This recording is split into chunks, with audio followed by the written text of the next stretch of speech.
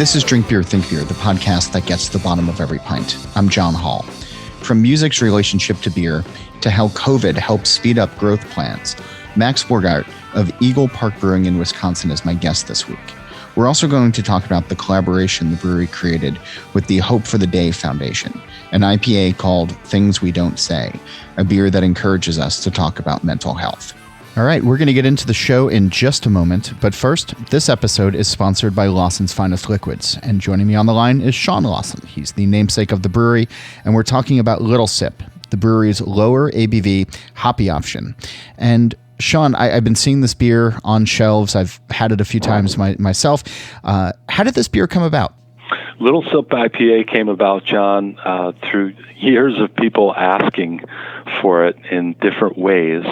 I love Sip of Sunshine, and the alcohol is a little bit high for me. Or I'd love to have 2 or 3, but 8% is a bit big.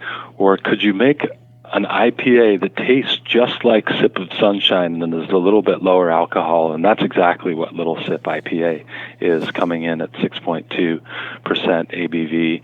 And it has that same juicy, tropical, fruit hop forward profile to it, notes of pineapple and grapefruit. It's delectable, and it's balanced is what many people love the most about it, between the hop, the malt, and the drinkability of this beer. It pairs with outdoor adventures, fun, and great food, and we hope for folks it never disappoints. And you can learn more on our website at lawsonsfinest.com in the news section, and you can watch a neat little video called The Little Sip Origin Story and learn more about how Little Sip IPA came to be. I always love it when I can hear the smile in a brewer's voice when they're talking about a beer that they're exceptionally or especially passionate about. Sean, you're going to be back with us at the bottom of the show. We'll talk more then about Little Sip. But as Sean mentioned, go check out lawsonsfinest.com where you can learn more about this beer and other beers in the Lawson's Finest lineup. This episode is sponsored by Breeze. Breeze is the leading supplier of specialty malt to craft brewers. They offer the broadest product line in the industry, including a wide range of roasted malts that add flavor, color, and character to beer. Their experienced operators handcraft every batch of roasted malt to ensure the product you get is consistent. Check out brewingwithbreeze.com for beer recipes using roasted malt. We're also brought to you by NZ Hops, the cooperative of master hop growers. They are a passionate collective of farms dedicated to innovation and sustainability. Leading the charge in sustainable farm practices, some NZ hop farms have over 5 generations of knowledge that inform their composting program, used by growers to promote healthy, regenerative growth of hops year upon year. This creates high-quality soil, a critical component of healthy growing conditions. At NZ Hops, they feel that sustainability is not only being a steward for the land, but for our future. We're in it together. Join the conversation at nzhops.co.nz or on LinkedIn, Instagram, or Twitter. Also, check out beeredge.com to sign up for the newsletter and to catch up with all of your clothing and glassware needs from the This Week in Rauk Beer, Camp Rauk Beer, and Defend Pilsner lines. Go to beeredge.com/merch to learn more. And get with us on social media, either on the This Week in Rauk Beer Facebook group or at TW Rauk Beer on Twitter and Instagram. And of course, we're also at The Beer Edge. So over the last few weeks, I've had a couple of IPAs pop up here at the house. They've all had the label reading Things We Don't Say. And I soon learned that it was a collaboration beer between Eagle Park Brewing and the Hope for the Day Foundation. It's designed to talk about mental health in and around the beer space. And that includes us, the drinkers, as well. You've heard of Hope for the Day on the show before, notably when Drew Fox of 18th Street was on the show a few months ago. We're going to talk about that beer. But Max Borgardt, who is my guest today, he's going to fill us in about how it all came together. He and his brothers had a choice, he said, either become musicians or brewers. They chose wisely. And even if they're still heavily involved in music, as the brewery has grown in the last few years, they've played to their strengths. IPA, a light beer aimed at non-craft drinkers, and hard seltzer smoothies. It's helped the brewery gain recognition, not only in their state, but beyond its borders. And it seems like every conversation is going to be about COVID-19 at some point, because it's just ever present on the mind. Get vaccinated, by the way. When we recorded this in July, the CDC had not yet updated guidance. And so I started off by talking about how things were opening up and how the brewery was getting back into the swing of things with sales and planning for a grand reopening of their new tap room, which barely had time for a proper first grand opening. Max spoke to me over Zoom from the brewery in Muskego. Here's our conversation. What have you had to relearn since the world has reopened? Yeah, I mean, since the world kind of came back, I mean, we had to relearn doing outside sales again. I mean, we've been basically selling all of our beer through emails, and, we opened up a lot of new territories in Wisconsin during COVID. So we didn't get to go see those people and meet those people. And that's weird for us because I guess all the owners in the company and our sales reps we're very like people, like we like being around people. We like big events. Like we're very social. So, having all that shut off during COVID was hard on us just because we're just not used to that. It's kind of not who we are. So kind of now that it's open, we're going on sales calls again, and we're getting back into routes and doing festivals. And it's like, kind of relearning our old jobs, which is kind of interesting. And they're different, the world's different. So even what we do on a daily basis is slightly changed. The way business is done is slightly changed. So it's just kind of been a weird relearning process, but it's been fun. I mean, I hope the world doesn't shut back down. I hope that doesn't happen. What's a change that you've noticed in how you're getting things done? Like, what's a good example of that? I would say that, like, from service methods in restaurants are different now too. I mean, it's a lot of stuff is QR codes. A lot of stuff that's how our restaurants are ran in both our tap rooms. And the way that now we meet with reps is slightly different too. I mean, certain companies that we deal with now, some of the bigger ones, they only do computer-based like Zoom calls now. A lot of it's not even in person anymore. And I don't know if it ever will be again, to be honest with you.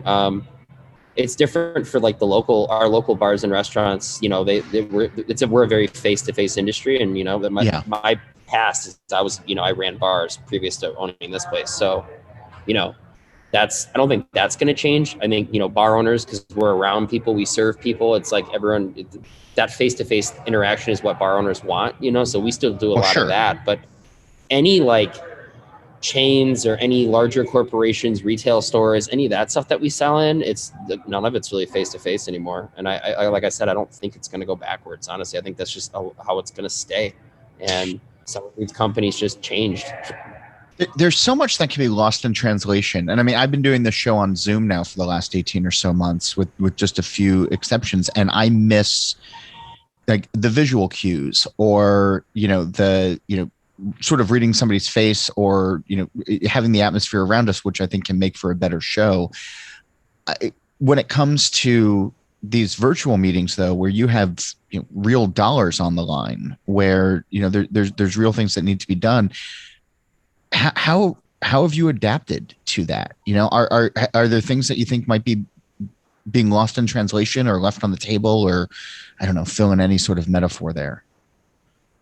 Yeah, man. I mean, I think I'm very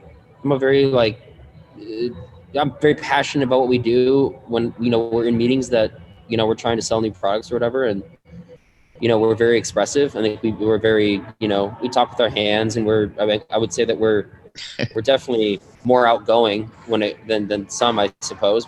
But yeah, I think through a Zoom meeting, you do lose that. And there's nothing worse than, when the bandwidth goes down and everything starts glitching out and you start, everyone starts robot pixeling, and it's well, great. Now you've just jinxed the show. So thanks for that. Nah, I didn't jinx it. We got fiber internet here. Yeah, but yeah, I don't. That's the worst part, and a lot of times that can ruin an entire meeting. You have a good flow going, you have a good, it's going well, and then that just starts happening, and then everyone's frustrated. And yeah, I mean, that's the worst part, in my opinion. And I think you definitely do lose like the face-to-face interaction. There's something to be said for that, especially the environment too. Bringing people bringing people here to the brewery. That will change the way someone perceives a product for sure. And then also, if we go to them with our products and stuff, we can actually be there face-to-face. Yeah, there's definitely an interaction. You lose that, that human contact off a screen, but that's just the way it is. I mean, there's other benefits. I think, people haven't had to travel as much. So, there's a lot of people that like the way that this is going. I've heard tons of people say how much they like the way things have changed, you know, because they don't have to travel as much. So, you know, there's pros and cons to everything. When it comes to, you said something that really interested me, of opening up new accounts via email. And in the beginning days of the pandemic, especially breweries that did a lot of business over over their own bars, they now suddenly needed to get into package stores because that's where people were going to stock up on booze. Were you targeting places that you wanted to be in, or was it sort of a panic mode of, shit, we have all this beer, we need to get it into as many places as possible to keep the lights on, just start Googling and emailing? Yeah, dude, it's both. I mean, it was honestly both. Like, it was, we need to do that and get our stuff out into stores. And it definitely was more of a panic situation from us. I mean, like, honestly, like, to quick backstory is, like, our business plan, because we built this new brewery during COVID. I mean, like, the brewery I'm sitting in Muskego, Wisconsin here is like that. This was built during COVID. Like, we opened it up. The first batch of beer we brewed on the system was the first week it all shut down. And we didn't open the tap room here until July, like right in the heat of it, July of 2020. Of 2020, yeah. And this was the brewery we got our brewer's permit the week it all shut down. So we got our brewer's permit the week the world shut down. And DOR from Wisconsin called us and was like, hey, good luck. Here's your license. Like, we're not going to be in the office for, foreseeable future. Like, we don't, indefinitely. So good luck. And, the first batch of beer we brewed in the system was a pretty quiet one, was staring at this brand new gorgeous brewery that we built and we were all very proud of, but like, it's kind of like a very somber moment because we were like, shit, are we going to be able to keep brewing here? Like, no one knew it was going to happen. Like, that was at the point where, like, no one knew how bad it was going to get. No one knew anything. Like, it was just, everyone was just kind of staring at each other. Like, it was, I don't know, it's one of the weirdest moments. And it feels like years ago at this point. It doesn't even feel like, I think it's been so blocked out by all of us. But the point was we weren't going to go into distribution that hard. We signed with our distributor we have here in Milwaukee, Beer Capital, and we didn't have any plans of going with anyone else, or we were just gonna do what we do beer releases between both tap rooms. We were gonna distribute a little bit in Milwaukee and kind of slowly go from there. And when the pandemic happened and the shutdowns happened, we had all these tanks sitting here and we're like, nah, man, fill them up. Let's sell this stuff. So, and our distributor was on board and we hit retail stores 10 times harder than we were going to, that soon, because that's just where everyone was buying beer. They weren't showing up to us. I mean, the people around us showed up. We sold a lot of beer to go, but there's no traveling. So we had to just adjust our business plan, which honestly, in the long run, we're like at least a year or two ahead of where we would have been from a distribution standpoint. Like, now we're in the entire state of Wisconsin, we're in Oregon and Massachusetts and Minnesota. So like, that definitely is a good thing for us. So I was gonna ask that because whenever I talk to brewers about like their business plan, it's always, and by the end of week one, we had completely we'd thrown it out the window or put it in the drawer to never look at it again, kind of thing. But when it's out of your control, like, if sometimes it's based on success, sometimes it's based on other factors. But when you're thrust with a pandemic and everybody is sort of in the same boat as you, is like sort of scrambling to get to the lifeboats. When you think of it now, are you happy that you're a year or two ahead of where you wanted to be, or does it feel weird because you didn't get there in the way that you wanted to? Nah, man. You know what? I owning this business, and I have 2 kids. I've learned a lot over the last 5 years. We're 4.5 years old as a brewery, but we've been doing this now for well over 5 with the planning and but like, I've learned a lot. And I think the biggest lessons in the craft beer world is things are always changing and you always have to adapt, right? So like you said, you have a business plan, you think this is going to go this way, but yeast is a living organism. Sometimes it chooses a different path. Sometimes machines break and you got to be creative and fix things on the fly, or reorganize things. And like, there's we have to be so flexible on a daily basis of how we do our business that it kind of prepared us for the pandemic, I suppose.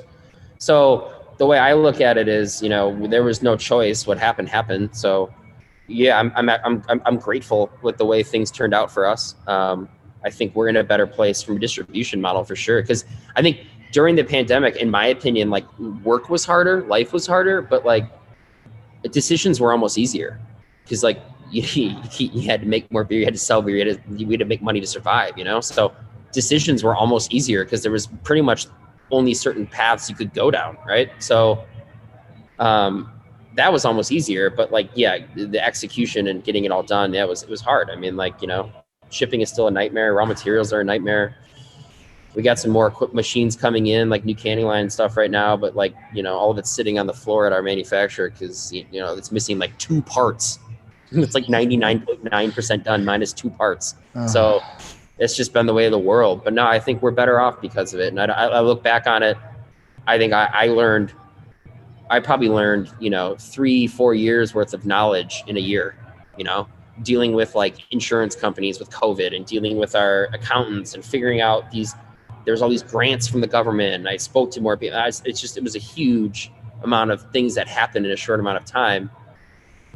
Which taught me a lot, Yeah. I mean, as a business owner, I mean, it definitely made us all stronger. And I always like to look at things from a positive light, so. Are there things that you did beer wise that sort of changed up during the pandemic? Like did you put new focus on certain styles, or were you just trying to get your core brands out? Like what was the the beer component of that?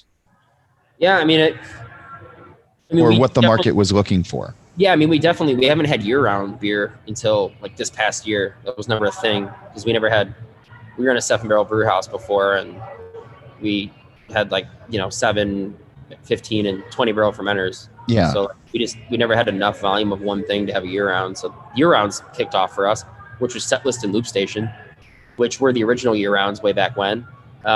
Tweaked a bit. Obviously, recipes are different now than they used to be, for the better. But year-rounds we kicked in, which is great because, it gets us into stores and, we kind of have a permanent place. And Loop Station, Setlist are just amazing. They're just really good year-round products from us. And we're very proud of them. So to have a go-to beer for people is fun, because I had people come up and tell us like, oh, dude, Setlist is like my go-to IPA. It's not something they drink all the time, but it's like more often, we're in that rotation for them more than most, which is cool. And then, yeah, we just tried to really hit one-offs like we have in the past. We tried to get a little bit crazier with some of the beers we made this past year. We started really experimenting with hard seltzers. So, because that's popular shit right now. Yeah. So we make like these smoothie seltzers, hard smoothie seltzers. So it's just like massive overfruited seltzers that have been like kicking off like crazy. Like we sell a ton of them, which is cool. We did a bunch of those releases. We tried to just honestly, last summer, we tried to make a bunch of really cool things that like, we really tried to branch out and be interesting because, if during the pandemic, if people were too scared to go out and do things, right? Like, a lot of people like were very happy and they're like, we came through your drive-through to get to-go beer because it's like the one time during the week, like I just got excited to go out, grab something, and like it made me happy for a bit. So like a lot of that was really cool because, beer is definitely, having a beer with a friend is an escape. And, when things are bad and shitty, having that really cool beverage that surprises you and you get to have a cool conversation about something fun for a minute, it takes your brain off stuff. So that was just all we were trying to do, is make people happy and give people smiles. More with Max Borgardt in just a moment, but first, a short word from the folks who help us keep the lights on over here. Check out NZ Hops. At NZ Hops, they feel that sustainability is not only being a steward for the land, but for our future. We're in it together. Join the conversation at nzhops.co.nz or on LinkedIn, Instagram, or on Twitter. Brees is proud to control their malt starting in the field until it arrives at your brewery. They have a long-term relationship with several hundred growers in the Bighorn Basin of Wyoming and Montana, where warm days, cool nights, and floodwater irrigation yield some of the highest quality barley in the U.S. And Lawson's Finest Liquids, their taproom, beer garden, and retail store are open 11 a.m. to 7 p.m. Sunday through Thursday and 11 a.m. to 8 p.m. Friday and Saturday. Get food, beer, like Little Sip, and Vermont hospitality all in one place. Learn more at lawsonsfinest.com. And now back to my conversation with Max Borgardt of Eagle Park Brewing. I'm going to probably regret this, but let's talk about hard smoothies because yeah, like visually, I if I don't think of them as beer and I think of them as like the tropical slush at, some, bad shore tiki bar, I can get behind it. Like it's just that machine that's churning in the background and like that kind of thing. It's like, okay, there's a time and a place for that. When I see it like next to a West Coast IPA or, a Pilsner or something like that in a brewery setting, it's so jarring. Yeah. How did you? Yeah. I don't know. We're like a weird anomaly. Like Jack, my brother Jack, is the other owner, and I'm the president. I do all the business stuff. Jack is in charge of all the production. So Jack does they're his recipes. Jack's the one that designs them, makes them, carries them through. He brews literally one of the best lagers, in my opinion, in Wisconsin. Fishing for Fishies is like one of my favorite beers in the world. Fortunate enough to make it. And I'm really hard on our beer. Like we're very, very hard on our beer. Like we take it very seriously, but like Fishing for Fishies is a great Pilsner.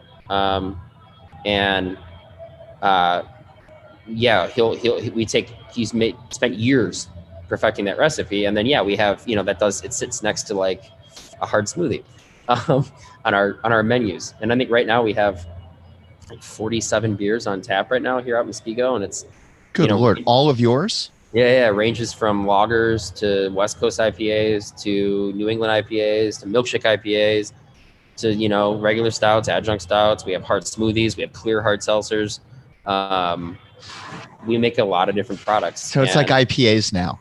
You have either, the original clear seltzers or now the hazy seltzers. Yeah, like literally, dude. Seriously. So like I was having a conversation with the vice president of our distributor, and I was dying laughing because I was like, the traditional hard seltzer, like the clear ones. And I was like, I just said traditional hard seltzer. You sure did. Yeah. And he started laughing and I started laughing. But like, yeah. And then everybody died a little bit inside. Yeah. But like, you know what? Like, I would say like back in the day, I would have fought it. I'm like, no, can't do that. But at this point, man, like we're just trying to make things that people like. And if they like them, that's the goal. And they are, we weren't going to make them for a while. And we all sat in a meeting and Jack made up a small batch, a test batch. And we all tried it. And we were like, son of a bitch. Like, it's good. And that's the thing, right? Like you have to like it if you're making it. No, it's good. Our hard smoothies are really good. They're really good. I mean, they serve a purpose, man. You're out in summer day and you're just chilling and it's really good. One of my really good friends, I love him to death, but yeah, he puts vodka or rum in it just to jack it up even more, like a crazy person. But they're good. They're no nonsense. They're just good fruit beer, fruit hard seltzer. It's not beer, but we also make the slush beers and stuff too. And those are beer based too, and people like them. We're all here to push the envelope and see what happens. And we don't release something if we're not proud of it. And if it doesn't meet Jack's standards, it's not gonna see the light of day. So when you said 47 beers on tap right now, like that just stopped me in my tracks a little bit because that's a lot of beer. That's a lot of taps to manage. That's a lot of infrastructure of, lines and keeping track of everything along the way. But it's also just, if I walked in and saw 47 different taps, like I don't know if I could, one, make a decision quickly and then not be thinking about, did I make the right choice, even if the beer tasted good? Sort of like, tap list FOMO, but why 47? It ends up being that we have like 30 main lines that we curate, but then we also end up we have a back line. We have like 6 taps on the backside that we use for extras. And then we do like can pours of like, so all the hard smoothies and hard seltzers are all in cans. We don't put them on tap. Okay. So those options end up being in cans. And right now we usually have like, I don't know, 7 to 8 options in the hard seltzer world at any time between both tap rooms that you can have. Just because like the heavy fruit or the higher carbonation, if it's in a can, it'll keep that. You put it on tap, especially a clear hard seltzer, just goes flat. So we keep those in cans. But yeah, it's 36 to 40 that we have on tap straight up. And yeah, I don't know. We usually release like 2 new things a week. So for us, we've kind of gotten used to managing all of it, and we have it all in our menus grouped out to styles, like hoppy, fruited, sour, stout. Yeah. So like it's a little bit easier to navigate from a standpoint of kind of what you're looking for. And we have a year-round category 2 on there. So the stuff we always make. We try to make it easy, and our bartenders know their stuff too. So we can kind of steer people in the right direction. They know, if someone's looking for something hoppy, they're like, do you want something, that's going to be more up the middle that you're used to, like Citra Mosaic? Do you want to go something crazy? Because we have like a beer called Love is a Rose, and it has like a bunch of crazy experimental hops in it. So, our staff knows enough where they can kind of guide people into what they're looking for. But yeah, I mean, people come in and they're like, oh my God, this is overwhelming. It's a lot. I think, dude, 2 weeks ago we had 56 different beers to go. So yeah, damn. it's a lot. Yeah. It's just. I think it's down to like 35 right now, though. We just had we had a lot of them just in the tail end of going away. But and you found that it's not too much choice. It works for you guys. Yeah, it works because like it all sells. I mean, we never get into a place where we don't sell through something, and it's all fresh too, which is crazy. Like we move a lot of products to our tap rooms, which is great. And people come in here because we have, that much of a variety. We joke, we're almost like our own liquor store at this point. You can come in and get we make a beer called Muskego Light on the side too. And it's under Little Muskego Brewing Company. We have a different trade name for it. And we sell that too here. And it's like, we got, light beer for people who that's what they want. That's cool. And then we got stuff that's, gonna blow people's minds that people wouldn't even that's a beer. It's like, yeah, man. So we like to have something for everyone when they walk in the door.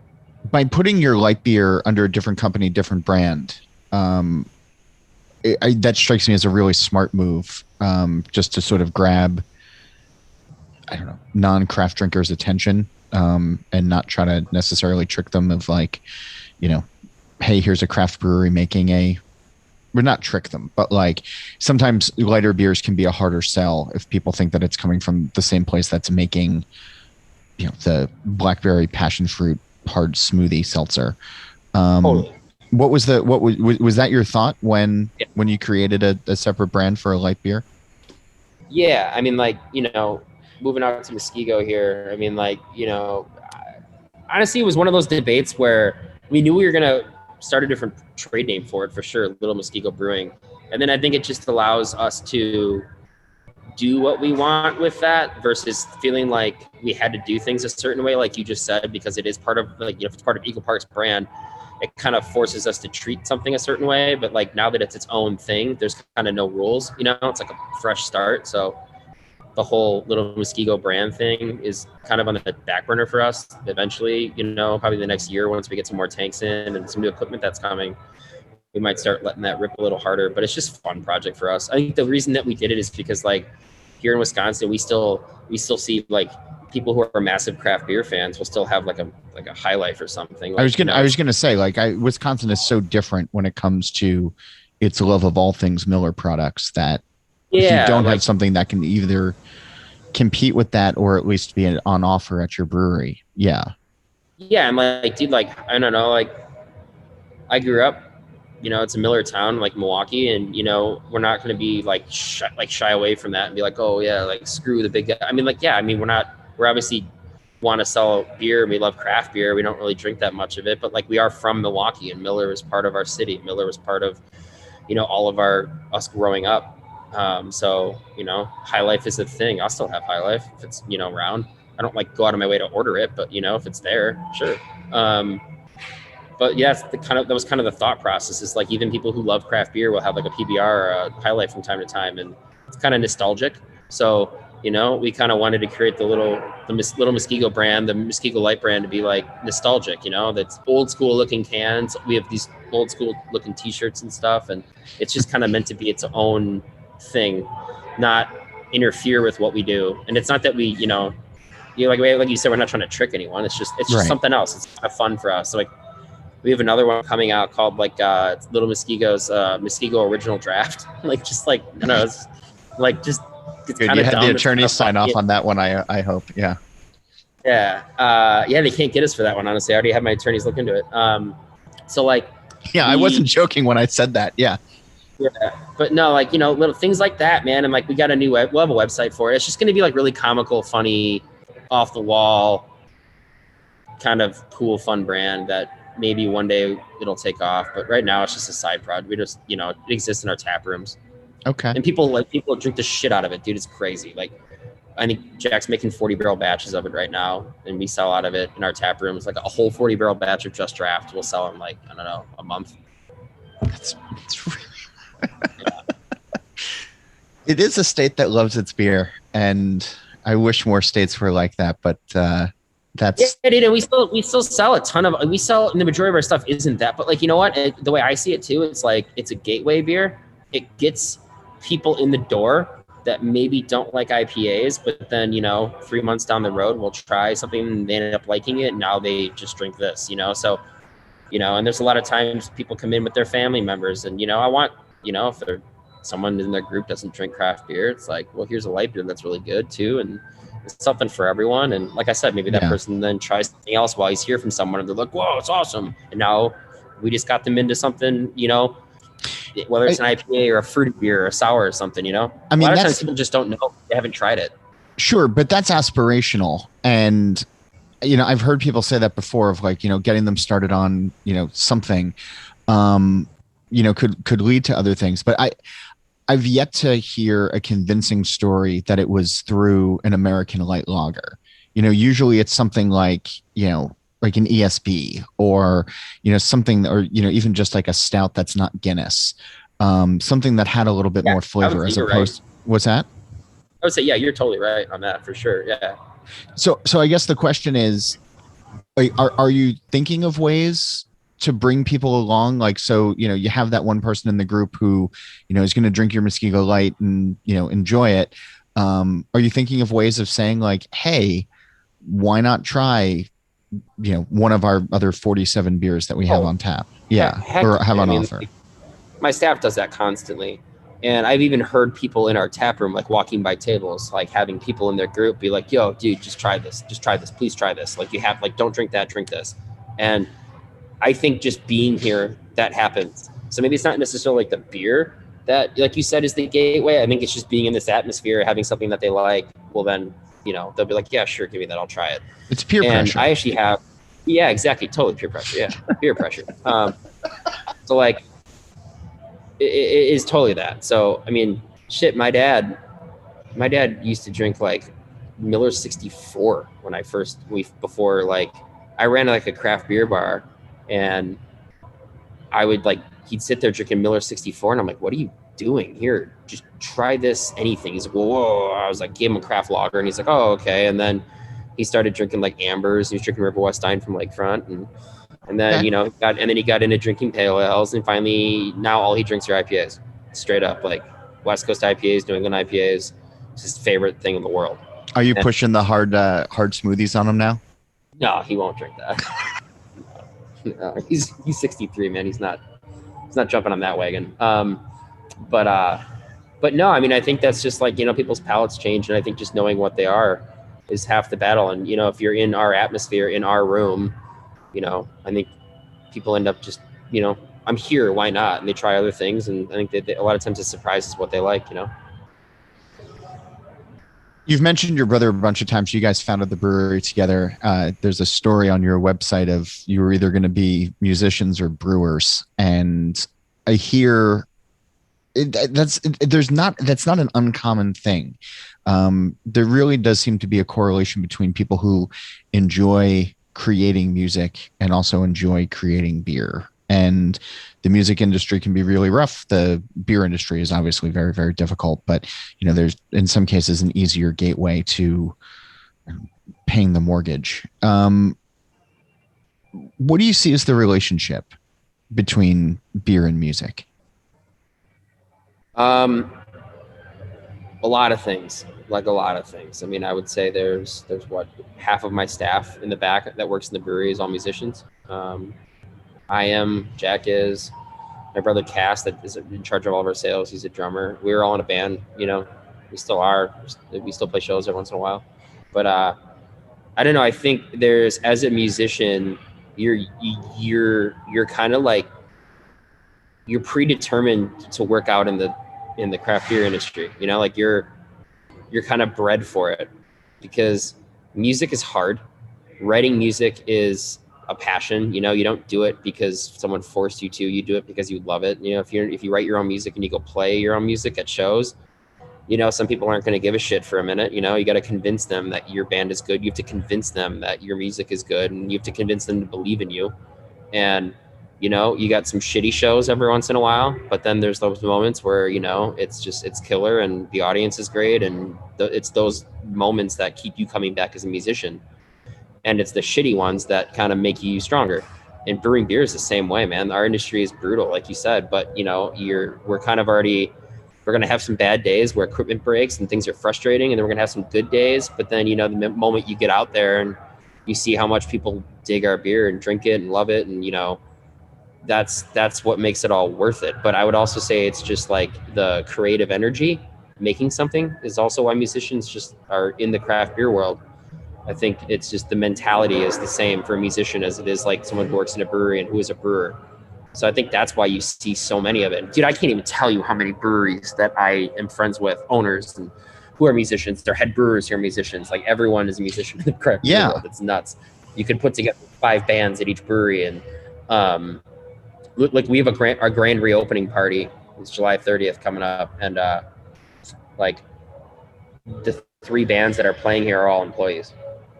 It's like our entire music lineup that night's just all employees. They're all kick ass. They're all amazing. That's really cool. I think that's just like I think that's the huge part of the mentality is just, it's very similar minded things. And I think people who aren't musicians or work in a brewery wouldn't put that together, but I think we're just kind of bred for it.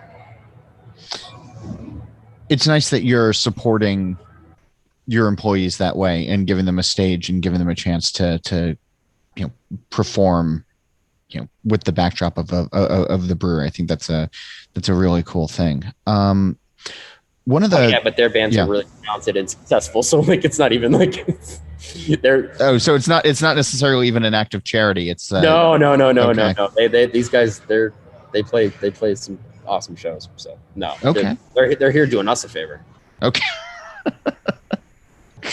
I originally asked you on the show because over the last couple of weeks, I've been seeing this IPA pop up in my beer fridge here. Brewers from around the country are sharing this beer that they're making that you started with Malt Europe and I guess a local hop company, right? Hollingberry and Son? Yep, and Hope for the Day. Yep. And Hope for the Day, yeah. And the beer is called Things We Don't Say, Craft Beer for Mental Health. I don't want to take your thunder away. Can you tell us about the project? Yeah. Hope for the Day is an amazing charity, and they do a lot. And Joe Fritters, who, we know from the charity that kind of spearheaded this whole thing, he started doing these collaborations with these breweries on a smaller scale. He'd do little one-offs, with a brewery, and they would talk about mental health, and they would, portion of the proceeds would go back towards, Hope for the Day. Because obviously every charity, they need money to keep going. Yeah. And Joel is definitely a champion he's a musician as well. Kick-ass musician. And, being in the music world and in the brewing world, I think it's just that there's a big level of, it tends to be obviously more males, and it's changing by the day, which is fantastic. That it's way more evening out, which is important. And I think because back then, though, being a male myself and knowing, there's a lot of times people don't want to talk about that stuff, and not just males, like females too. Like it's not, it was never really like, there's always a stigma behind, you know, mental health. And I think, everyone's deepest fear is that, if I tell someone how I'm feeling, what if they think I'm crazy? What if they think, oh, you need to go on meds, or, there's something wrong with you. And I think it got to a point where nobody talked. And that's why we're having all these these issues socially. And I think it came to like a boiling point, during COVID, where now I think you're seeing all these people talk about it.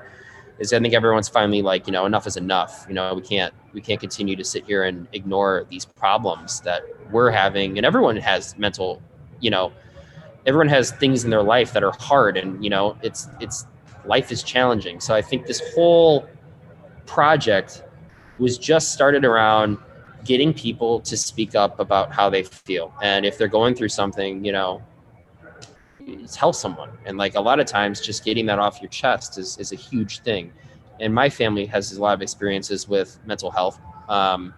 And we've had, things that have been unfortunate that have happened. And, when we were asked to be part of it, it was an instant yes, just because, Malt Europe and Hope for the Day came to us, and they're like, hey, we're thinking of doing this giant project. What do you guys think? And I said yes immediately. It wasn't even like a thought in my, it wasn't a thought. There was no decision to be made. It was just like, yes, we're doing this. And, to have as many breweries as they did jump on this too. I mean, it was like, shit, I don't even know the final count. It was like probably approaching 200, honestly, towards the end. Yeah, and I'm looking at the map, and there's a huge concentration in the Midwest and on the East Coast, and countries. Like, this is international. There's other breweries around the world that were doing this as well. So it was a pretty wild thing that caught on, and it's perfect timing, with COVID and everything, and even people who might consider them to be like strong mentally. Even everyone had issues during COVID. I mean, this is an unforeseen thing that no one's dealt with in our lifetime. So I mean, I think it opened up the box. It opened up the conversation for everyone, not just people who might think that they struggle with it. I think it opened it up for everyone, and I think that was the best part about that whole project is. And then honestly, like we had so many breweries reach out to us, and I got so many emails from people saying thank you, and it's not thank you to us, like it's Hope for the Day. This is like their brainchild in all Europe. We're fortunate just to be involved in it,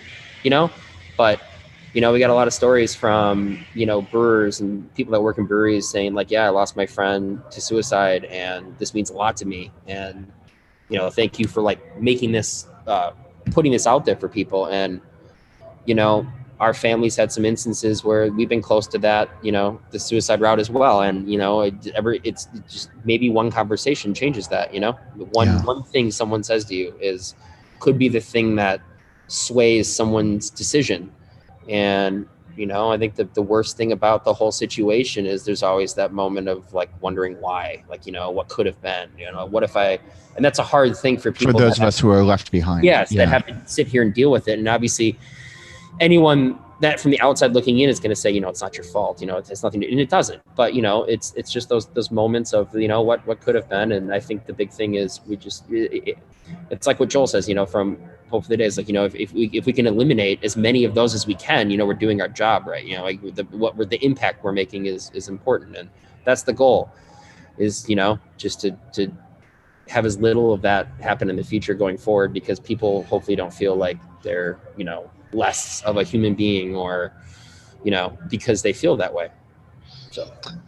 Yeah, it's and we've talked about this a lot on the show, and Drew Fox from 18th Street was really up forward about his experiences in the past and his work with Hope for the Day. And I'd encourage anybody who's listening to go back and take a listen to that if you haven't already. But you've seen.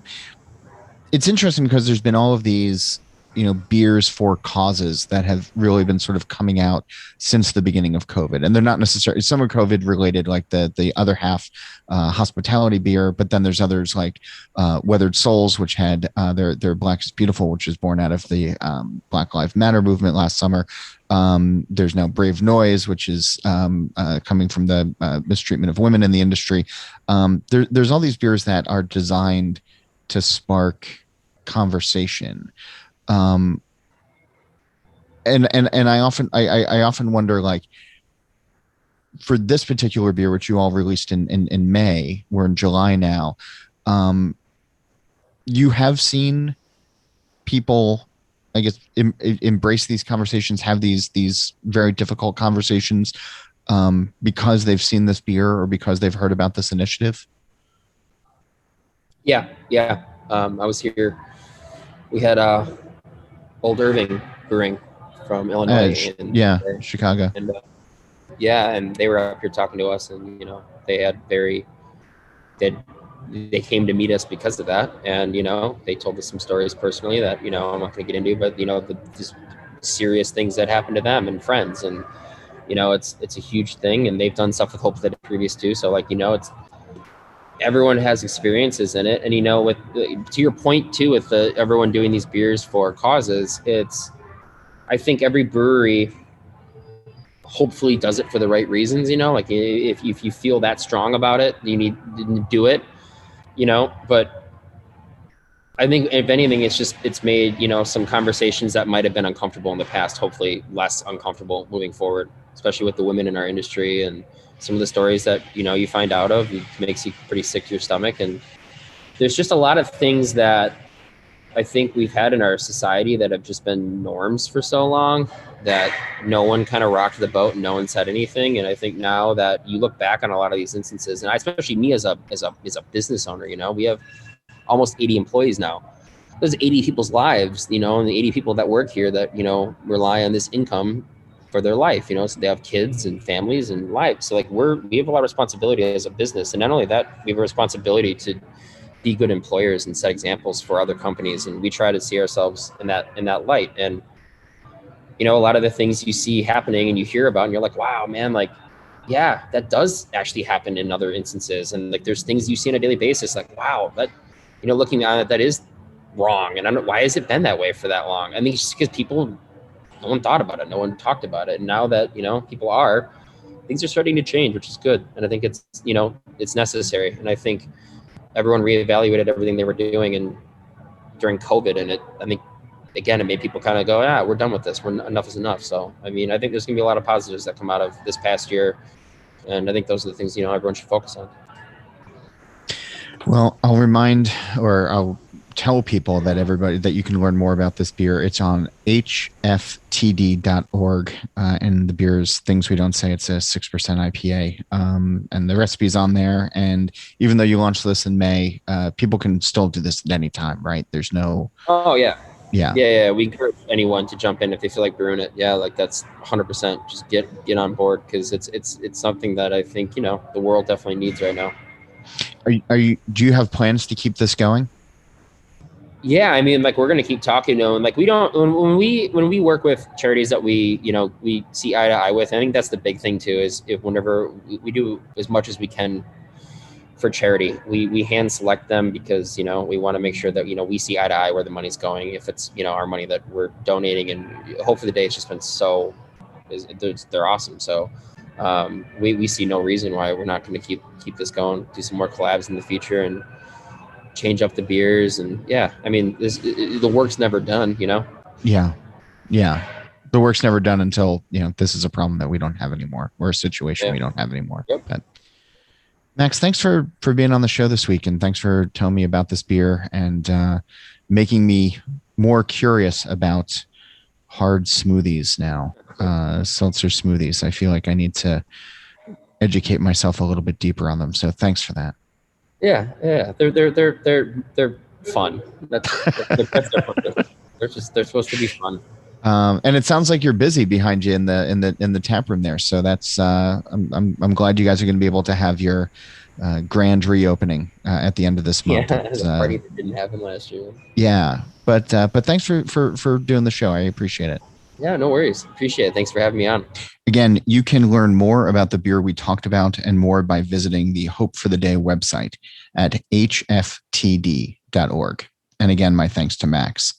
Also, thank you for listening. Radio can often be a one-way street, but I've really enjoyed the conversations with many of you on email. It's John Holl, JOHNHOLL at beeredge.com or on Twitter at John_Holl.